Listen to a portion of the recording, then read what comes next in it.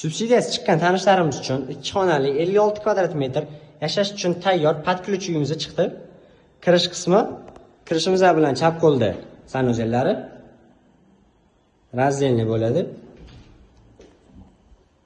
Bemalol ko'rishingiz mumkin. Xo'p, bu tarafda koridorimiz. Koridordan birinchi xonamiz spalni. Ko'rishingiz mumkin. Spalnidan balkonga o'tishadi bo'ladi. Balkondan ko'rinib turadigan manzarasi. Bu tarafda O'rizor bozori joylashgan. Xo'p, uyimiz podключ yashash uchun tayyor. Bu xonamiz oshxona. Oshxona mebellari, gaz plita, vitishga hamma sharoitlar qilib qo'yilgan. Bu joyga kir mashinalarni qo'yib qo'yishlar bo'ladi. Va oxirgi xonamiz mehmonxona. Ko'rishingiz mumkin, did bilan remont qilingan. Uyimizni ipoteka subsidiya xarid qilsanglar bo'ladi.